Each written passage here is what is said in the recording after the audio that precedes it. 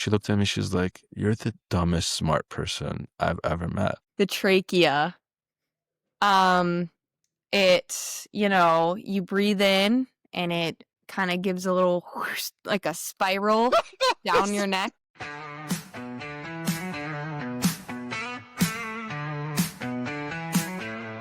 Welcome back to Banter at the Bedside, the podcast where we pull back the curtain on the life of medicine, the good, the bad, and the funny in between. I'm Abby, and I'm going to be one of your hosts today. Today, we're doing a special episode that we're calling Consults and Callings, and we have our very first special guest, our local pulmonologist and part of our Shift Talker team, Haas. He's brave enough Hello, to sit down in the hot seat. hello, everybody, and just like Abby said, welcome back to Banter at the Bedside. I'm excited and nervous because I have no idea what questions are coming this way. So this is hot off the mic. Okay, you're getting the honest version of everything about this pulmonologist.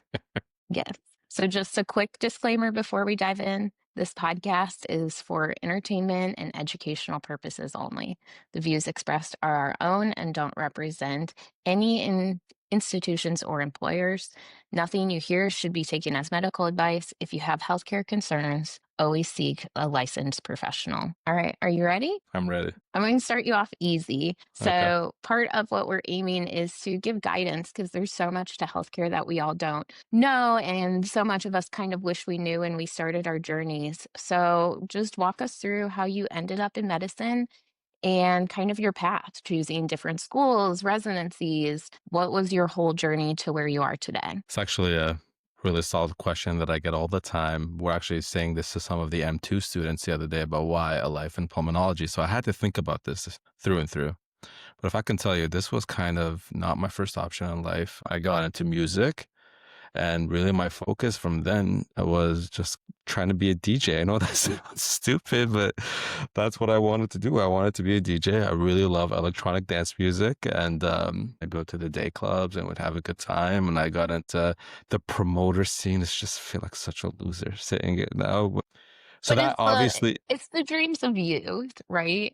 yeah, but like people have like other dreams, but like I They just do, but want, sometimes, I mean, when I was younger, I wanted to be a famous actress. So, but see, and that makes sense. But like a DJ, you were ahead of the times. People do that's that all the time now.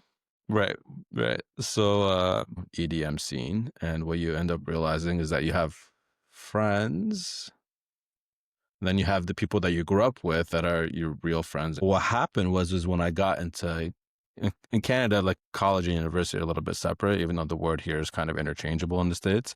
But college is like of a lesser degree, whereas university is Yeah. whatever, uni days.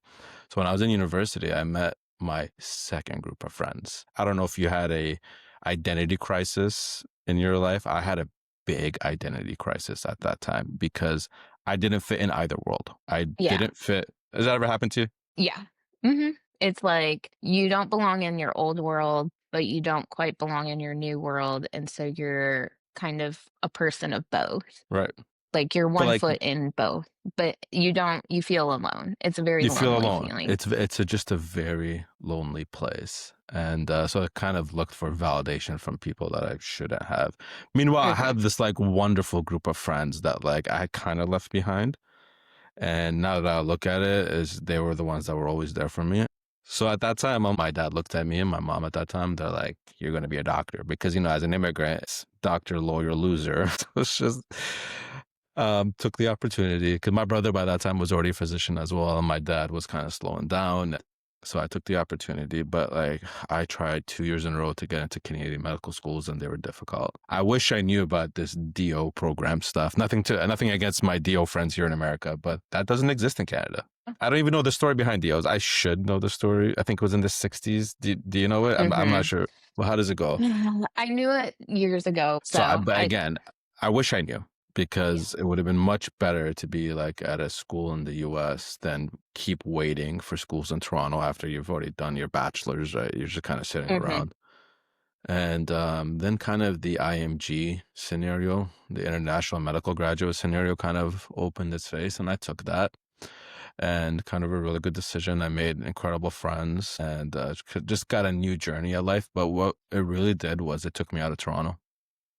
And Now when I go back to Toronto, it's obviously a lot nicer, but it's very family based. But I still kind of have that little bit of anxiety whenever I'm home. Like Toronto wasn't as good to me as the States has been. That's why this is home, no matter what.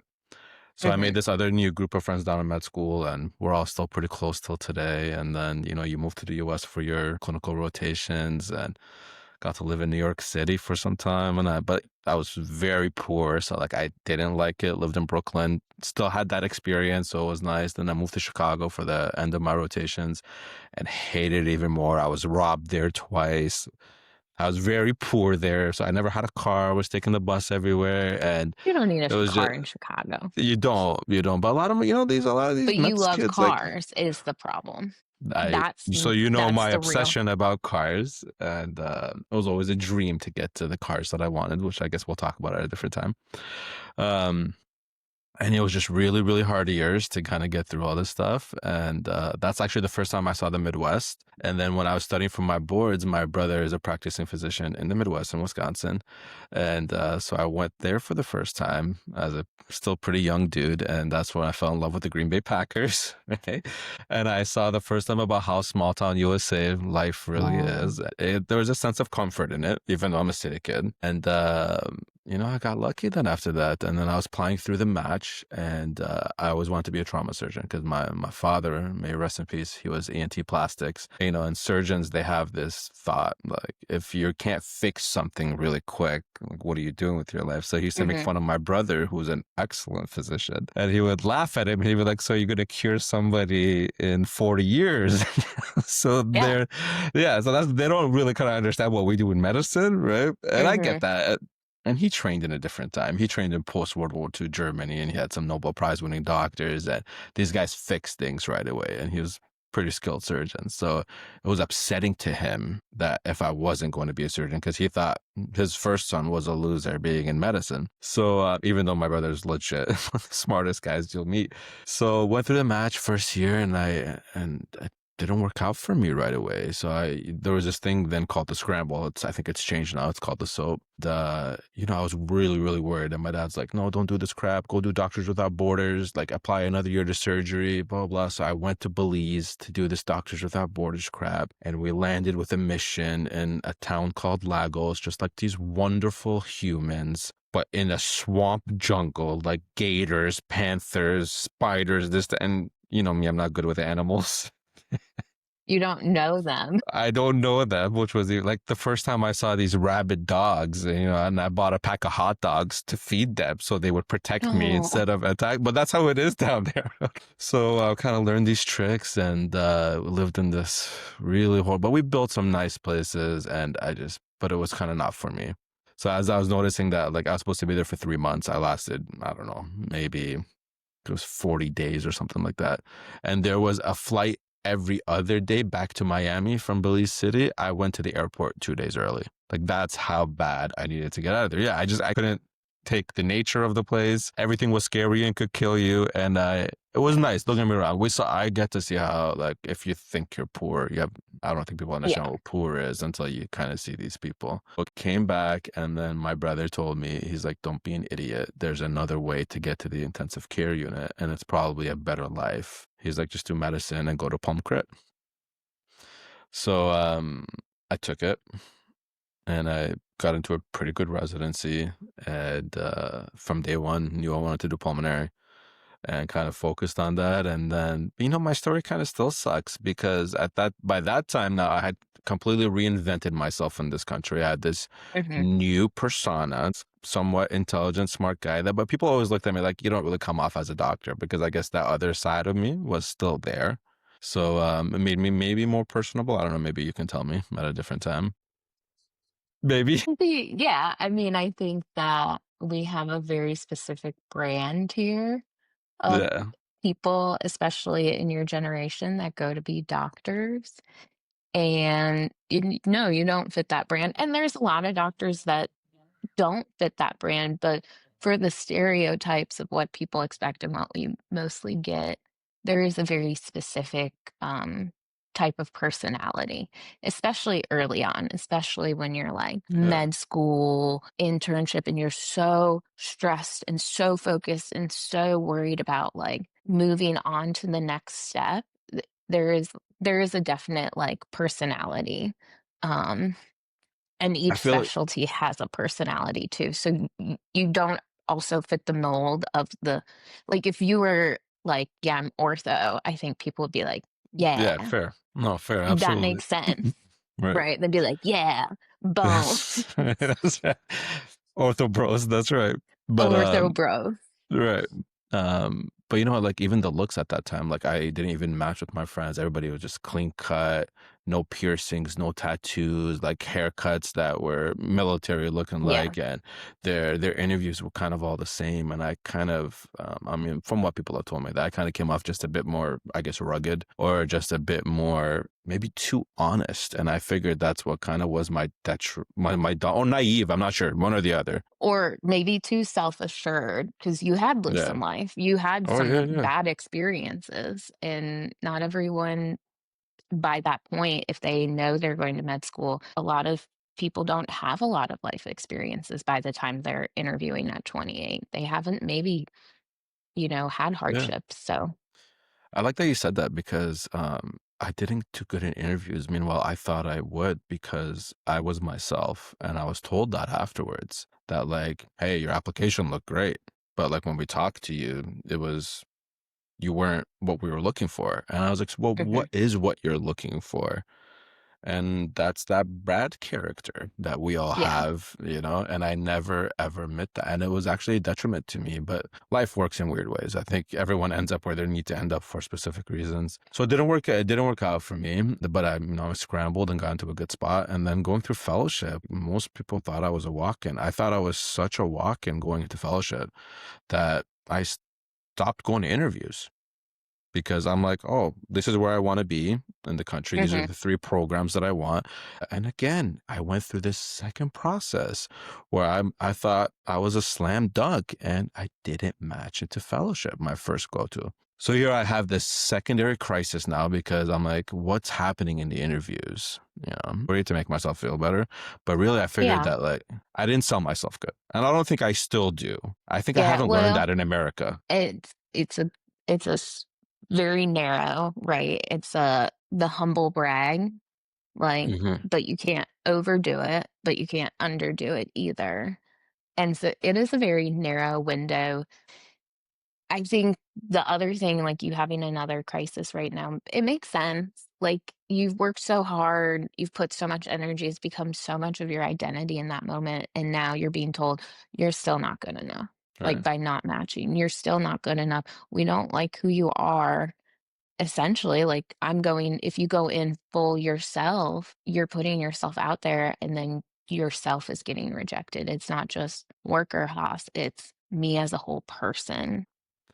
So, just going back, so I was really anxious, and then I had really tried to figure out what the next step was because I just didn't want to be a hospitalist. And nothing against my friends that are primary care; it's a very, very hard job, but I knew I wasn't going to be good at it. So I had signed. I was about to sign a non-ACGME. That's the accreditation committee for doctors from a program that can tell you that you've done an X amount of training that's equivalent in the United States and other countries. It's basically the credentialing body Oh. for medical students and residents. And this was a non-ACGME, so like you got to train in a cardiac critical care unit, and it was one of the biggest names in the country. And the last person that had done that got a fellowship at University of Texas for Palm Crit. So it was like a good bridge in between there. But I had this friend, and when we were residents, I didn't know if we were homies, but then you realize afterwards that he actually was my really good friend, and he was looking out for me, even though if I didn't feel like that, and I'll give him a shout out at a different time. He knows who he was.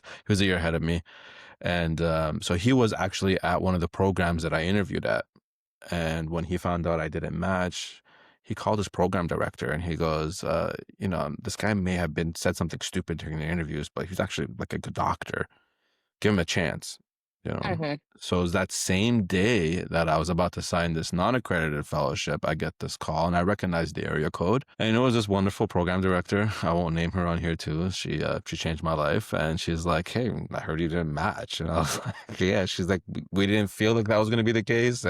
I'm like, I didn't think that was going to be the case. And she's like, do you want to come here and do your fellowship? I was obviously just my whole life had, God again. And I was Mhm. like, again, I'm like, I don't know what this is. My mom, my dad, the prayers, who knows? So I had to go through this cycle again about thanking people and thanking God and all that stuff. So I was really happy. And then I went there and I was always quoting this, what do they call that? Like a group, it's a word in politics where like the fringe, sorry, it was like a fringe group, okay, of scientists and doctors that were kind of managing a crazy condition, acute respiratory distress syndrome in a different method. And a Mhm. method that went against like this dogma of what you should do with the ventilator. And I used to quote that in my residency and they would hate it. So I get there in my fellowship, and it's just how funny life works out. And I'm giving my first case presentation as a fellow. It was like the Northeast fellowships are a lot more stricter than down here. That's still the bullying in medicine. It was like day one, here's a pager, good luck, right? Mhm. Here our fellows are off for like a month. So it's just a different time. And I was like 3 weeks in studying for medicine boards, and I had to do this presentation. So I'm quoting these guys, okay, from this fringe group. And I'm like, you know what these guys do with the ventilator? They do this, they do that. One day I'll tell you guys what that is. It centers around a specific mode with APRV. And one of my attendings who I love dearly, she looked at me, she's like, you're the dumbest smart person I've ever met. And I was like, and Abby, I was really dumb. Okay. She's like, have you ever looked to see where the authors of the papers you are Oh, quoting? no. No. Oh, no. Don't tell So, me. so I look down and it is exactly the place that I'm doing my fellowship. To a woman doctor too. Yep. And she looked at me and she goes, come with me. So right after that presentation, she takes me to the med school. She takes me up a flight of stairs and she goes, meet these people. And I met my heroes. So I met my mentors. I met the people that trained me in this. I loved them so much, and they've had such an impact on my life that I actually did an extra year. Most people do an extra year to do whatever. They'll do an IP fellowship. They'll do a transplant fellowship. I stayed in a pig lab, and I made some of the best friends of my life, the best mentors of my life, and they've still molded me to where I am today. And they kind of gave me a big boost in my career and I ran with that, and it got me publications. It got more importantly, it got me knowledge, and more importantly, more than anything else, I see what it does to patients at the bedside. And I've been able now to teach fellows, and now this method is taught between East Coast to the West Coast, across the pond to Europe, all the way down to Asia. So it got me involved in something that's worldwide and kind of really set up my career. And I had different influences when I was a fellow. One of my attendings who was an interventional pulmonologist there, she influenced, I guess, all of us fellows that were there. We all loved her and kind of gave us our love for bronchoscopy as well, too. And what's one of my big pushes. My other side, the pulmonary side of medicine is all that. And the critical care side is all vent management. And that's kind of what made me who I am. And I lived this kind of whole brand new life but I was still single all those years, which was like another red flag until I met my wife. But yeah, and then here, long story short, from being a city kid and having a completely different career path, I ended up in all these small towns, and I've really, really loved it. And I've been able to kind of make my new self. But now, whenever I go back home, Toronto doesn't feel like home anymore. Yeah. And especially like I don't know if this ever happens to you, but like I would drive through different parts of it, and I would get this emotional anxiety and this feeling of like the memories and bad things, good things, but doesn't feel good majority of the time. Parts of the family feels good, but the rest of it really doesn't. So again, I kind of have the same crisis 20 years later. I still don't know where I belong. I don't know. Mhm. You know what I mean? I still don't know where I belong. But I know I belong in medicine. I know I belong in pulmonary. I know I belong in the unit. I know I'm really good with my patients, with my friends, but location and life and I just don't know. And I guess I don't know how you feel about this, but are we losing the years that fast? Do you feel like it's just, Yeah. But there's actually I do know some of the psychology behind it as an adult, like, you feel like every year just, like, goes by. And part of that is this growing up with primary school, elementary school, middle school, all your schools. uh, The school year gives you it doesn't just break it up into like a normal calendar, right? Like it's broken up into school year, non-school year, summer break, winter break. And so you kind of have these milestones that you look forward to, and those in your head mark time. As an adult, we don't have that. Yeah. As an adult, That's actually crazy. I uh, never thought about it like that. we don't have that, right? Like, Mhm. and it's always like we're like Annie. It's always tomorrow, tomorrow, tomorrow. Like, I love you tomorrow. I'll do that tomorrow because there's no deadlines. The deadlines we have to set, and it's not really a skill that we teach. Mhm. So that is part of it. Like, yeah, they feel like they fly by, but then it's also interesting, I think, at times I'm like, "Oh, man, I'm so old. I'm 34. Like, where's my career at?" But then I look at, my director who's my mentor, and I'm like, "Okay, well, she didn't get to that until she was 50, Right. and I have time." I Mhm. I think it's also for people that don't grow up in America and aren't white, it is also such a colonizer mindset in our here of like, you have to be doing the next thing. Like, Mhm. what's your next thing? And I've had to unpack that this summer, having graduated, and everyone's instant, okay, so what's next? What's next? And it's like, I just got my doctorate from one of the top universities in the world. Can that be enough right now? But Do I I remember when need? you graduated, you were not comfortable for a first few days. Like No. you couldn't just sit in the office and just kind of let the day go on. I saw you like up and around, passing. I think you had 4 coffees that day because like Yeah. you had nothing to do, and that's very bizarre for Abby to not have something to Yes. do. It was actually nice to see that, like, okay, she maybe is trying to slow down, but she just cannot. It is such a American and a colonizer mindset of, like, you have to be doing, and so it also makes the years go by quick, or it makes it feel go by quick when you don't hit the next milestone in that year. It's like, "Well, that was a wasted year. I Right. didn't move up in the organization. I didn't do this," and it's hard. I can admit that's hard. So I got this question all the time before I had a question for you, but I sent this to the medical students the other day and the residents. Why pump crib? Yeah. Other than wanting Why? to do it, the going in to get to the unit, the first time I saw a pump crib fellow just walk into an absolute shit show. Fires, nurses running around, bleeding out, respiratory failure, shock, dying. And this person walked in within about an hour and a half, dead silence. Just the alarms and the vent alarms that we're so used to hearing. When I looked up, I was like, even though I couldn't be a surgeon, but that was the closest thing to organized chaos that I could have been a part of and control of a system. And what I really liked is that we were the end of the line, no matter what. Mhm.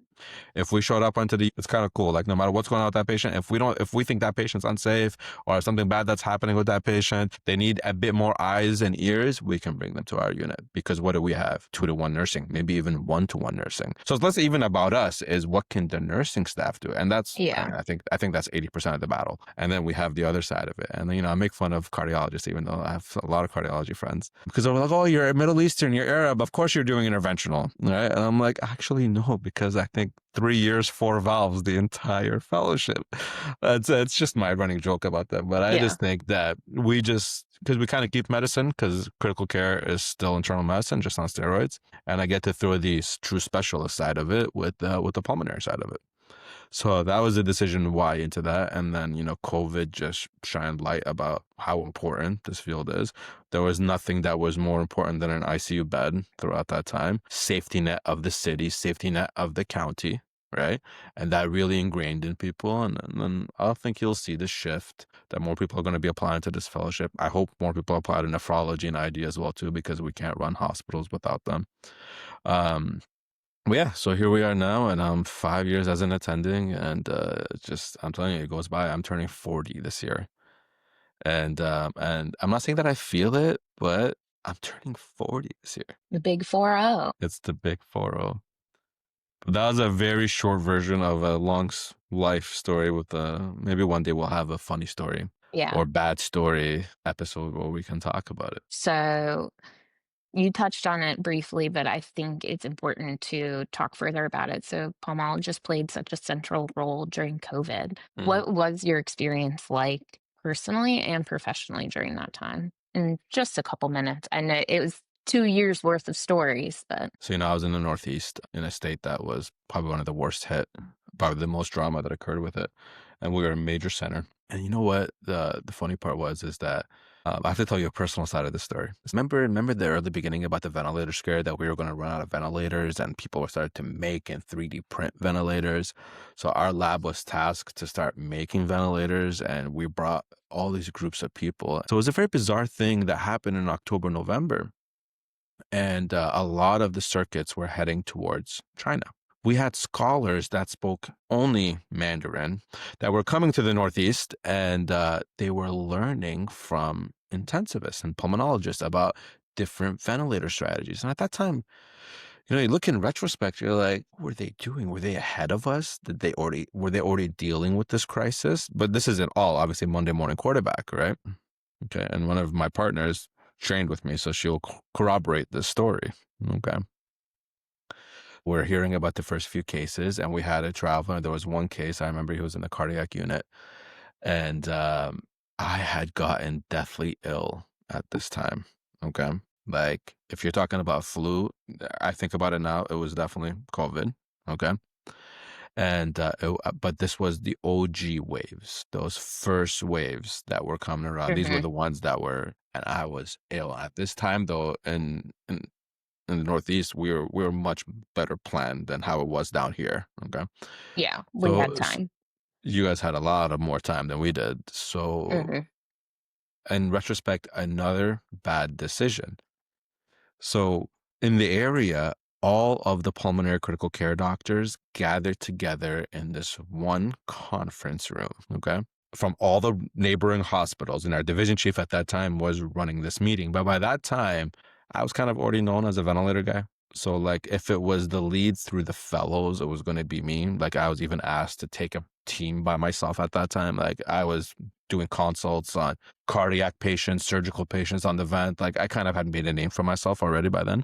Hmm. So I was like directly involved in this planning. I actually had a pin from Game of Thrones, like the Hand of the King. Okay. Yeah. Because we were part of Incident Command, and I was second in charge after the attending for Incident Command. So like we had a role. Okay. And I was obviously hype about this. Like, this is a once in a lifetime thing. Us nerdies, like, I'll pull a book out right now about virology, right? Like, this was, oh my God, Spanish flu, right? SARS, like, Hmm. this was, especially for pulmonary docs, like, this was it. Once in a lifetime I thing, get right? that. Yeah. Yeah, right? Like, we were As someone literally that like, living it. yeah, as someone that wanted to go and do like Doctors Without Borders, Yeah. I was like, this is it. This This is is what it. I got into Yeah. medicine for. Right. I want to be on the front line. Right. I don't know how it was here, but I think Hopkins was one of the first people that kind of made that it was the following around the world. They had a world Yeah. map. I had it on every computer, and you had CNN open, Fox open, Hopkins was open over here. Another laptop had this other tracker, and I remember day one, it was like 150 cases, and then you would Hmm. comment because I had this on 24/7 in a loop, and I don't know how it was here, but like the Target runs, the Wegmans runs, like people were in it was a crazy time. Like I Yeah. wish we could write. I can't wait for the movies of the future about this, right? So and I had this thing right, and I remember when I got to 5,000 cases worldwide, and because that's when we had this big meeting. Because now it was reaching that Hmm. number of turning into an epidemic and blah blah blah, right? So we're all in this room. Every pump crit doctor in the area is sitting from multiple hospitals because we're starting the plan because we are changing units. Like we were ready. We had 200 ICU beds. Hmm. The floors were emptied out. Like the hospital was a graveyard, right? It was COVID. That's what we had. Yeah. So we're sitting, and I'm like I told you at the beginning, I was deathly ill. Okay. But I'm in this meeting because I'm Hand of the King, have my badge on, everything. Okay. So we're talking it through, and I cough and sneeze really loud. Okay. And one of our current attendings, one of my partners, now she looks at me and she goes, you know, wasn't there just a scholar here from China? Aren't they saying this is where it started? They were with Haas this entire time and he's sick. You just see light bulbs in the entire room. They all look at me and like separate from me, throw masks, put me in gowns, N95'd everything, took me right down to the ED. Okay. And now the first scare starts. Obviously, patient zero. Okay, just how the story worked out. Okay. So patient zero, I was down there, and me kind of being into social media, I put a story up, and then that caused the scare.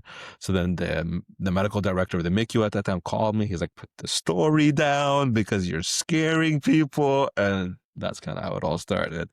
So you So, caused the riot? so I caused the riots in this one state. It was, I'm telling you, it was bad. Like people were panicking over my Yeah. one Instagram story, right?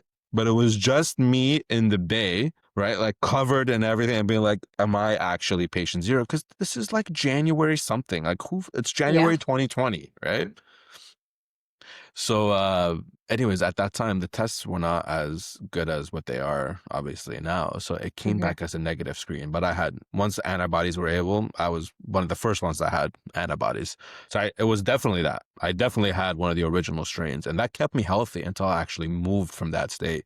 And then I picked it up down here in another super spreader event and argued it together. So In our unit, typhoid Melanie.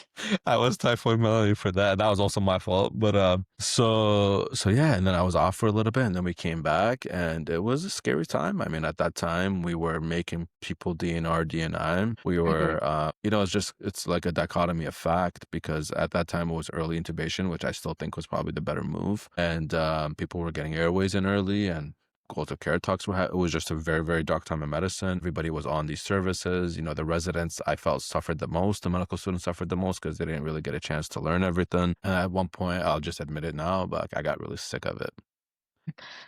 You touch on it a bit, but for those that are new in medicine, new in pulmonary, didn't get the trials and tribulations of COVID, how do you like decompress after work? Like what are your go-to kind of wellness tips? I mean, I'm pretty much, I really love the gym. I'm a big gym fan. So I definitely think any form of exercise, you don't need to be lifting weights. Even if you can just get I think physical activity just by nature is Mhm.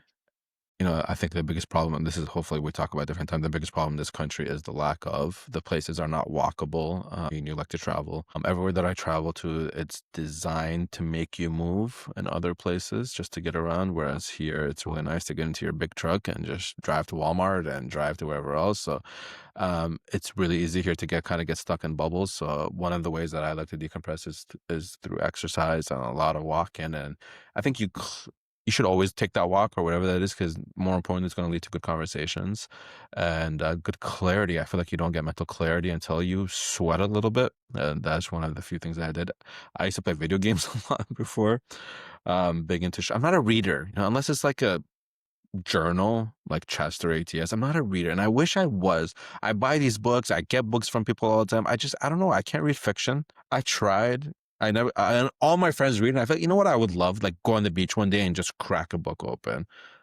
Never got into that. I'm still obviously really into music, so I listen to a lot of music, to a lot of Do DJs you to still mix decompress. your own music? We'll leave that for a different day. I did a lot of research in the career path, so that kind of took a lot of my time away from that. Big foodie, um, cooking a lot, obviously at the same time, trying a lot of places that I can naturally do. Yeah, when I first moved out here, I had just one group of friends, really just one friend that's a couple that we trained together, and they had a brand new baby, and like we still used to hang out, but I used to go to the beach alone. And people would think that Mhm. that's insane. Nope. I would make that drive and I would spend the whole day there alone. I'd have podcasts in my head or music, and I'm completely okay with that. And I Yeah. think that that's important for what we do. So another way that I decompress is kind of I sever a little bit, because I have a work version of me, and then I have a version of me outside of work that is completely different. So yeah, so So that's my long story. that's okay. I do have some games for us, but just one quick tip, 2 sentences. Those looking to get into pulmonary medicine or maybe considering it, what is kind of your tip for residency fellowships or anyone seeking medicine in pulmonary medicine? What is like your one tip for them? I think you got to be very committed to this game, especially from the critical care side at the beginning. Most people are really interested in this field specifically because it lands you in an intensive care unit, high pace, good energy, good action. You don't get bored in it. But I think what people realize is that when they pick this fellowship throughout the years, they start to fall in love with pulmonary more and more. And what I would tell you that is that you have to be able to deal with patients that have true disease. Like this is not somebody coming in for a rhinoplasty. This is somebody Mhm. that's coming in because it's their main focus is I can't breathe. Yeah. And obviously, me being a pulmonologist, I'm always going to tell you it's airway, breathing, circulation before anything else. Those two matter way before circulation does, because it's not just, oh, hey, my airways suck. When you have that subjective feeling of dyspnea, it's the anxiety portion that's a part of it. People die from this. These patients are needy. They need your time. They need your attention. They need your devotion. So if you are thinking about a field in pulm crit, it's more a commitment than really anything else, because these, unfortunately, like these patients, you can't just walk away from because you fixed their nose or fixed a eustachian tube or did something else for them. You're making this lifelong commitment. But the positive of it is that you're making real change in people's lives. Like every day I feel like I did something for a person that's probably going to make a difference. Maybe in the interim, maybe right away if it's in the intensive care unit, that's seconds. You know that better than I do, right? That's seconds when that's happening. And in the pulmonary clinic world, you're always the bad guy. You kind of have to be okay with being the bad guy.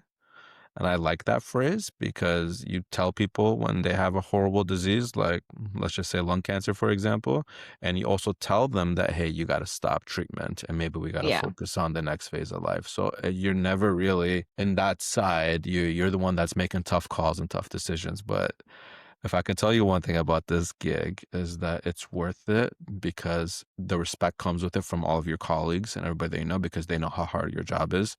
And more importantly from that, there's gratification from it, but there's also high burnout associated with this gig. So finding the right job is really important. But the way I see it, maybe I'm just biased. I think pulm crit is where cardiology where cardiology was 30 years ago. Yeah. Because medical management is not inferior to anything that you do in cardiology now. Pulmonary is not Mhm. there yet. Second leading cause of death after cardiac disease now, right? Number one Yeah. leading cause of death and cancers in men. Like this is, and I think in women, don't quote me fully, but I think it's almost caught up to breast cancer, if not higher.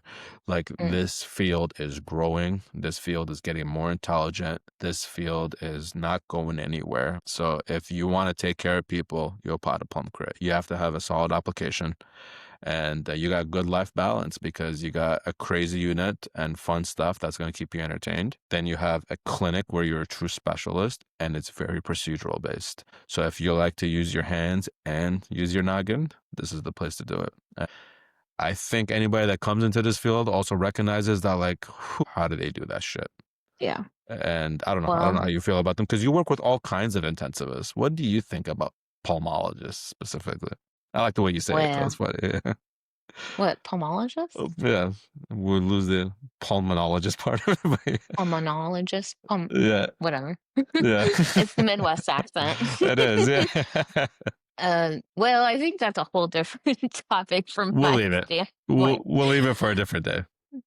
Well, let's move on to some games. So, thank you so much, Haas, for sharing your story. It's definitely an interesting one and not the traditional path. So, I hope that it inspires some people that think maybe because they don't have a traditional path that they can't do it. I think you're Mhm. a testament to you can. So, just to deep dive into you a little bit more, I did ask for your resume, but you didn't send it to me. So, I'm decided to deep dive onto your Instagram. And so I'm going to Oh, share a picture from your Instagram, and I would like you to tell us more about where this came from. no. This is okay. So remember I told you that I was always just deemed a loose cannon or did some things against the fray and was never really followed guidelines. I hate it when somebody quotes guidelines. So I had this one teacher when I was a resident, and he was a thoracic surgeon, and he said there is people that read the textbook and then there's people that write the textbook, and that sat with me and resonated with me so hard. And I remember when I was rounding with the residents, actually the residents made this for me. So it was, and this was a massive residency program. There was about 180 residents. So to impress a big group of people is also just impressive on its own. That wasn't just a few Mhm. group of people. And I remember this week that I kind of just disagreed with most of my attendings and did what I thought was right for the patient, and they did really well. the patients, and the Yeah. residents kind of witnessed this war between an attending and a fellow, and kind of one of the first few times where the fellow kind of won that battle. So they made this one for me, a rogue one, because I was definitely against the fray. I really wasn't. Like that they canceled out the rebellion and wrote Mickey. They wrote Mickey, that's right. And And that's you kind of can where it started. see, I don't know. Yeah, I mean, The other thing I wanted to talk about this was the hashtags you added into it. yeah. I don't know I if you remember the I actually hashtags. don't. I don't remember them. Oh, No. okay. Okay.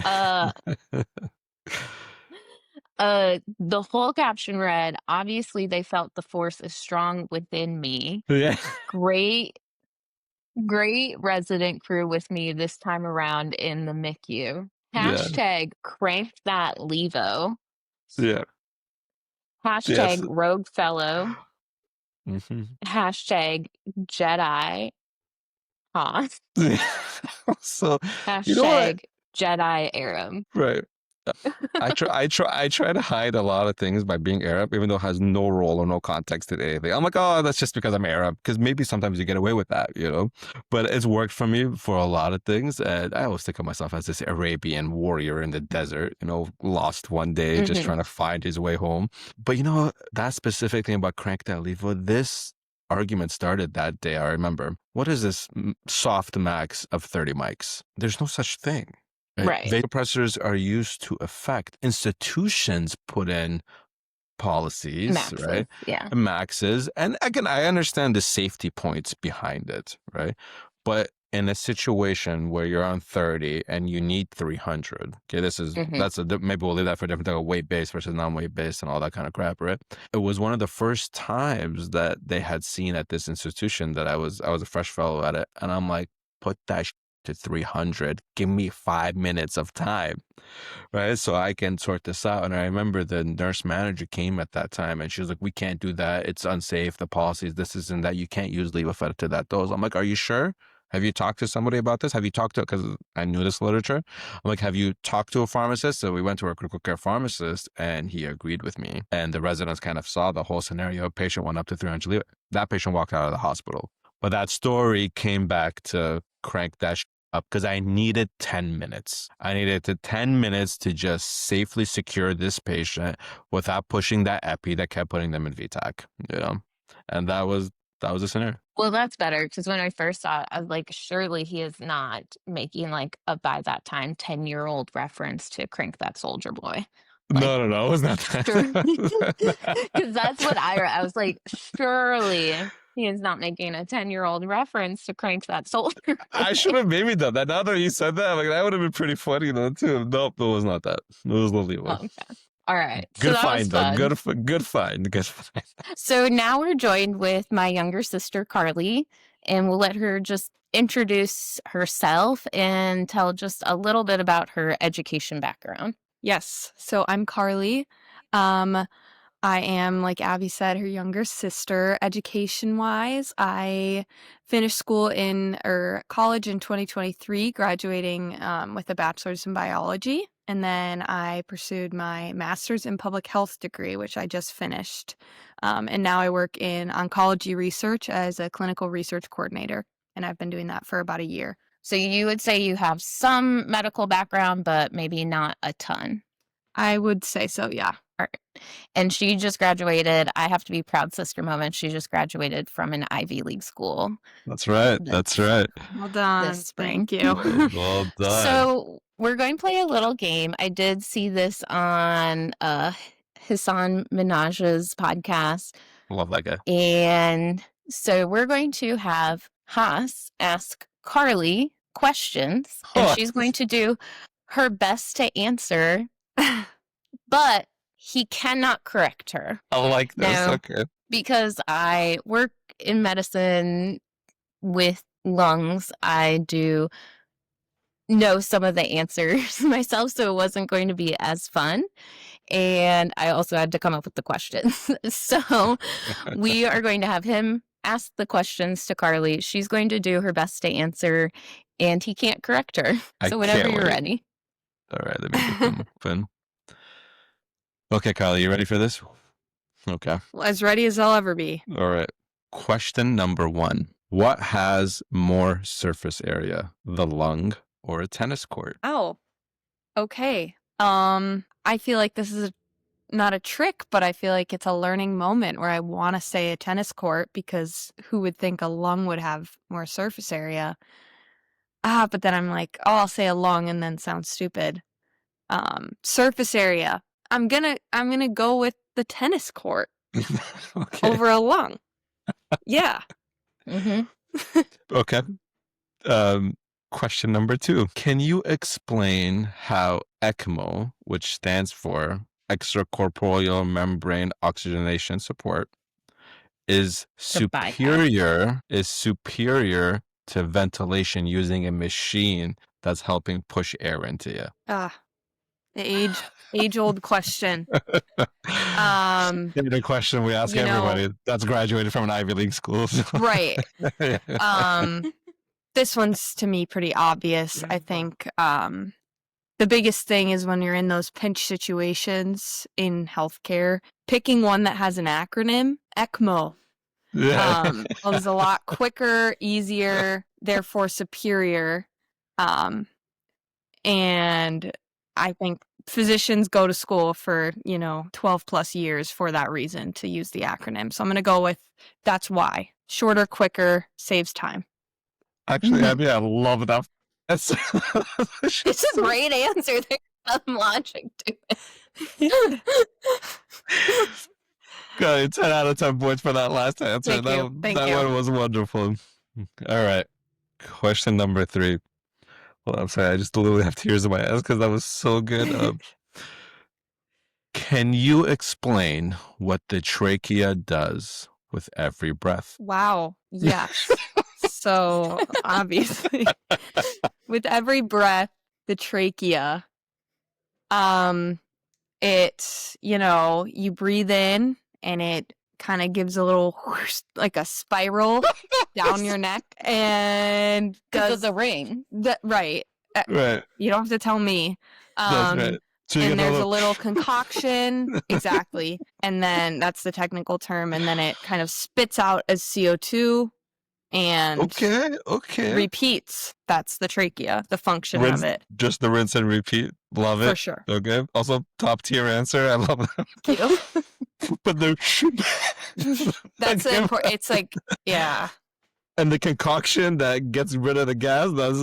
Love it. Yes. Okay, you could come teach our students. I love every piece of this. Thank you. 2 more questions. Okay. Perfect. Carly, why does oxygen turn your lips blue if you don't have enough? Yes. If you aren't having enough oxygen, eventually your body is, thinking we gotta conserve energy that keeps your lips pink. And it goes to other places, and therefore your lips lose shade because the energy usually used to keep your lips pink is now being, pushed into other parts of your body to keep you alive. You know what, Abby? She actually answered that question with like some pathophysics that's up, but like A little yeah, bit. Okay. Not bad. All right, last question for Carly. This has to be the best one, okay? Would the lungs float in water if they were outside our body? Would they float in water? My brain goes to what happens if someone sinks versus floats in a drowning situation. Mm-hmm. If they were outside our body, though, they're not, connected to a human, and they're kind of just chilling. They're just I'm chilling. gonna say they're just chilling. I would say they would certainly float, obviously. And do you know why? They So if you're swimming, what is going to get you to the top? Make you float? Oxygen. What do you have? Air. Good job. Yeah. All right. Right. All right. Right. Okay. Therefore, though, I suppose the lungs, I don't know They're that still they'd chilling, have air. They're still chilling, floating, a little, every once in a while. And they would float. That's the final answer.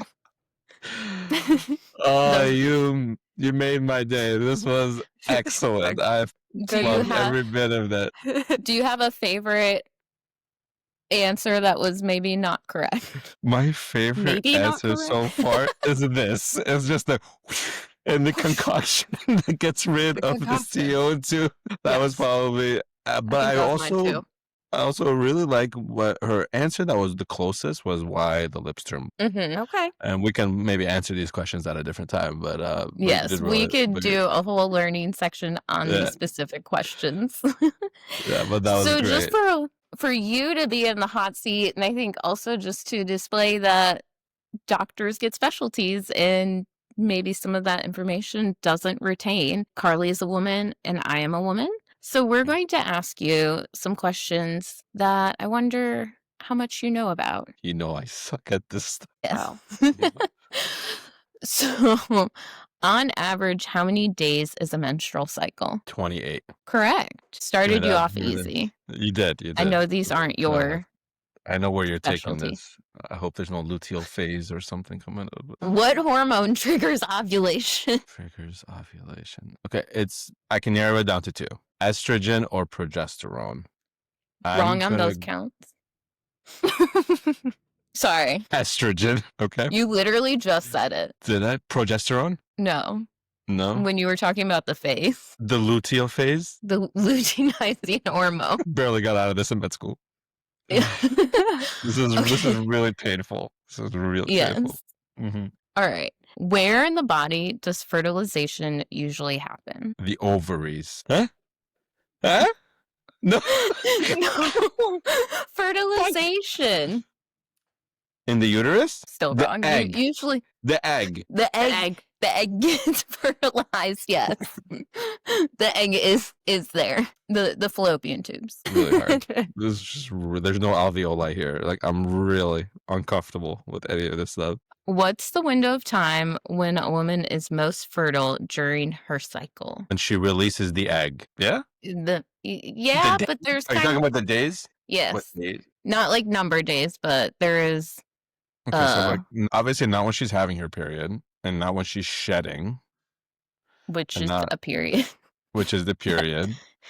So it is the same thing. It is like 7 days after that. For the period? After the period? So it's during ovulation, and it's about 5 days before and after ovulation. Was that close? Not really, no. No. And that is why I will always consult my OBGYN friends, because I have no fucking clue. I'm really bad. You know, I panic when I get these patients. Because we'll get them sometimes as bleeders, or they'll come in with heart failure, and then we can at least do that pieces of it. But yes, Carly, I know where I'm not good. And I'm just, one time they had to show me how ovulation worked with ventilator graphics. Remember? You did it in APRV and P highs and T highs, but it still didn't stick. Hand up. Don't know this. Hey, I appreciate the honesty. Best of luck to your wife. You. Is that why I can't get her pregnant? I'm just not getting it. Dang it. The timing. You gotta get that timing right. Well, thank you so much, Carly, for your participation. It was great to meet you. Thank you. It was a pleasure. It was a pleasure. All right. Adios. Well, thank you so much for joining us today. Please send your questions in to us that Haas can answer if you have, and we will clarify the actual answers in a future education episode on the pulmonary questions that Carly so graciously answered for us. Thank you so much for your time and for joining us here at Banter at the Bedside. It's been great. Bye.